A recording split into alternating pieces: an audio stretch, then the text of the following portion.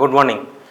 তো তোমাদের সঙ্গে যে সমস্ত বিষয়ে আলোচনা হচ্ছে তার মধ্যে আজকে একটা বিষয় নিয়ে আলোচনা করব। তো সেটা হচ্ছে বাইনোমিয়াল থিওরেম।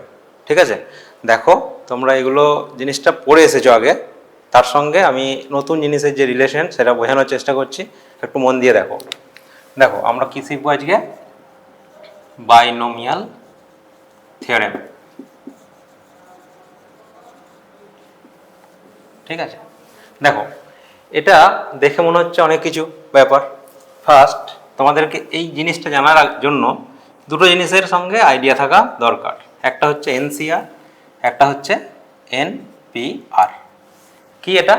এটা হচ্ছে কম্বিনেশন, এটা হচ্ছে পারমুটেশন। ঠিক আছে, তাহলে এই যে জিনিস দুটো আছে এই দুটো সূত্র আগে জেনে নাও। দেখো এটা হচ্ছে ফ্যাক্টোরিয়াল এন, আর এটা হচ্ছে factorial N minus R into factorial R. আর এক্ষেত্রে কী হবে? Factorial N by factorial N minus R. এবারে বলবে ফ্যাক্টোরিয়ালটা কী জিনিস? তাহলে ফ্যাক্টোরিয়াল এন মানে হচ্ছে এন থেকে শুরু করবে, N into N minus one, N minus two, এটা কমতে কমতে কোথায় যাবে? ওয়ানে গিয়ে শেষ হবে। ঠিক আছে, এবার তোমার যদি কোনো সময় প্রয়োজন হয় এন মাইনাস ওয়ান পর্যন্ত বা এন মাইনাস টু পর্যন্ত, তখন তুমি কি করবে?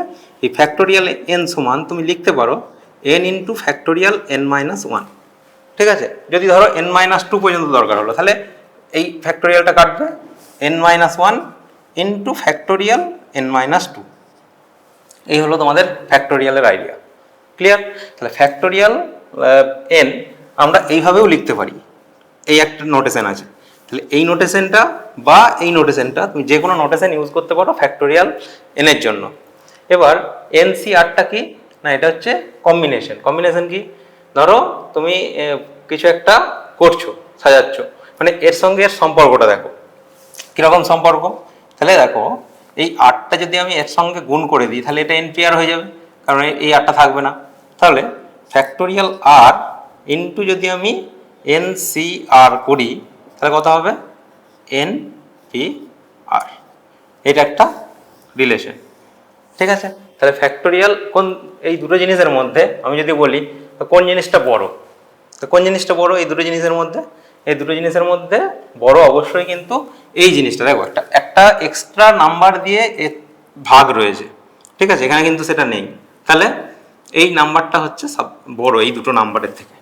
ঠিক আছে, এই হলো তোমাদের। এবার দেখো এটা হচ্ছে কম্বিনেশন। কম্বিনেশন মানে কি? ধরো কোনো পাসওয়ার্ড, পাসওয়ার্ড কি তুমি সাজাতে পারো একদম ফিক্সড। ঠিক আছে, আর পারমুটেশন করলে কি তোমার দরকার নেই, মানে কম্বিনেশনটার ক্ষেত্রে ধরো এক্সাম্পল মনে রাখবে।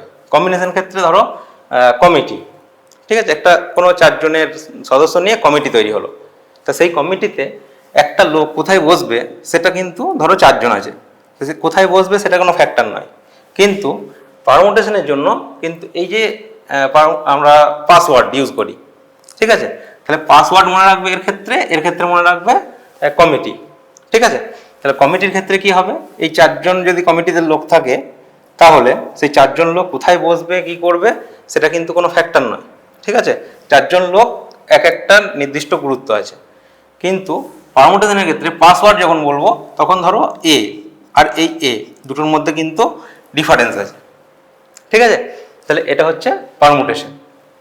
বেশ, এবার আমরা দুটো সম্পর্ক আছে। ঠিক আছে, কি সম্পর্ক? ধরো এনসিআর ইকুয়ালস টু ধরো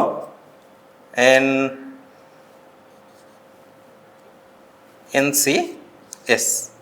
ঠিক আছে, তাহলে এটা যদি হয় তাহলে বলতে পারো তুমি এখান থেকে যে আর সমান এস বলতে পারো, বা বলতে পারো N equals to R plus S. Clear? তাহলে দুটোর মধ্যে যে কোনো একটা হবে এই সম্পর্কটা থেকে। ঠিক আছে, বেশ।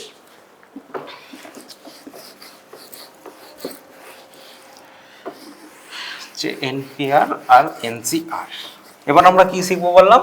যে বাইনোমিয়াল থিওরেম শিখব। ঠিক আছে, বেশ। দেখো আমরা এই ফর্মুলাটা কিন্তু পড়ে এসেছি যে A plus B to the power N. ঠিক আছে, A plus B to the power N মানে কি, না এ স্কোয়ার, এটা পড়ে আসেনি, ওটা পড়বো আজকে, সেটা দেখাবো। তাহলে এটা কি, A square plus two A B plus B square. ঠিক আছে, এরকম করে আর কি পড়েছি, এ প্লাস বি এর হোল কিউব সমান কি, A cube plus three A square B plus three A B square plus B cube. ঠিক আছে, তাহলে দেখো এবার আমরা যে যে সূত্রটা আজকে শিখবো সেটা হচ্ছে A plus B to the power N. Clear? তাহলে এটা মানে কি, এটা হচ্ছে দেখো A to the power N plus এইগুলোর সঙ্গে কি সম্পর্ক এর সেটা এটা লিখে নিই দিয়ে বলছি। তাহলে N C one A to the power N minus one B to the power one, one আর লিখবো না, plus N C two A to the power N minus two B square plus এরকম করে যাবে, যে একটা মাঝখানের একটা টার্ম আসবে N C R A to the power N minus R আর B to the power R, এরকম করে গিয়ে শেষের টার্মটা কত হবে, B to the power N. এটা হলো তোমাদের এই যে সূত্রটা দেখতে পাচ্ছ, এটা হচ্ছে বাইনোমিয়াল থিওরেম বলা হয়। ঠিক আছে, তাহলে এবার যদি এন এর জায়গায় টু বসাও, দেখো টু বসালে কি হবে, এই এন এর জায়গায় যদি টু ধরো এন সমান টু, ঠিক আছে, তাহলে এন সমান টু বসালে দেখো এ স্কোয়ার হবে, এন সি ওয়ান মানে টু সি ওয়ান, আর এ টু দি পাওয়ার কত, টু মাইনাস ওয়ান আর বি। তাহলে দেখো এটাকে যদি ক্যালকুলেশন করা হয়, আমি কি বললাম ফ্যাক্টোরিয়াল টু, আর এটা কি factorial two minus one into factorial one. ঠিক আছে, তাহলে এটা এটা ক্যালকুলেশন করলে, আর A to the power two minus one মানে এ আর বি, তাহলে ফ্যাক্টোরিয়াল টু, আর এগুলো দেখো ফ্যাক্টোরিয়াল ওয়ান, ফ্যাক্টোরিয়াল ওয়ানের মানে হচ্ছে ওয়ান, আর ফ্যাক্টোরিয়াল টু মানে টু, তাহলে এটার ভ্যালু হচ্ছে টু এ বি হয়েছে। তাহলে এই যে গোটা জিনিসটার এর মান কত, টু এ বি, তাহলে আমি পেয়ে গেছি কি এন সমান টু বসালে কত হবে, এ প্লাস বি এর two square equals to A square plus two A B. দেখো 3 নম্বর টার্মটা এখানে টু সি টু বসাবে, ঠিক আছে, তাহলে টু সি টু এর ভ্যালু দেখবে এরকম বার করে দেখবে ওয়ান হবে। ঠিক আছে, দেখো A to the power N minus N মানে টু, টু মাইনাস টু মানে জিরো, আর বি স্কোয়ার, তাহলে এখানে বি স্কোয়ার হবে। পরের টার্মটা তুমি আর বসাতে পারবে না, ঠিক আছে, লাস্ট টার্ম আমি পেয়ে গেছি। ঠিক আছে, তাহলে এই সূত্রটা হচ্ছে কোথা থেকে আসছে, এখান থেকে। এরকমভাবে তুমি এই কিউবের তারপরে টু দি পাওয়ার ফোরের একইভাবে বের করতে পারো। ঠিক আছে, এবার তোমাদের সহজে একটা মনে রাখার জন্য একটা ট্রায়াঙ্গেলের আইডিয়া আছে একটা, সেটা জেনে নাও। কি সেটা, ধরো এখানে ওয়ান আছে, ঠিক আছে, এখানে ওয়ান আছে, তাহলে ওয়ান আর এখানে ওয়ান, তাহলে এই ওয়ানটা ওয়ানই থাকবে, এটা এটা যোগ হবে দিয়ে টু হবে, আর হচ্ছে এই ওয়ানটা থাকবে। তারপরে এই ওয়ানটা একইভাবে থেকে যাবে, এই দুটো যোগ হয়ে এখানে আসবে, এই দুটো যোগ হয়ে কোথায় আসবে, এখানে আসবে, আর এটা যেমন আছে তেমন থেকে যাবে। এটা কি, এটা হচ্ছে এ এ প্লাস বি এর হোল স্কোয়ারের যে কোফিসিয়েন্টগুলো আছে, এ প্লাস বি এর হোল স্কোয়ারের কোফিসিয়েন্টগুলো কি আছে, এইটা এক, টু, এটা হচ্ছে ওয়ান, তাহলে দেখো ওয়ান টু ওয়ান। তাহলে similarly A cube plus A plus B এর হোল কিউ এর কি আছে, one A cube plus three A square B plus three A B square plus B cube. একইভাবে কি হবে, এটা এটা ওয়ান থাকবে, এটা ফোর, এটা সিক্স, এটা ফোর, এটা হচ্ছে ওয়ান। এটা কার, এটা হচ্ছে A plus B to the power four এর। ঠিক আছে, তাহলে এইভাবে তুমি এই যে বাইনোমিয়াল থিওরেম সেটা কিন্তু করতে পারো।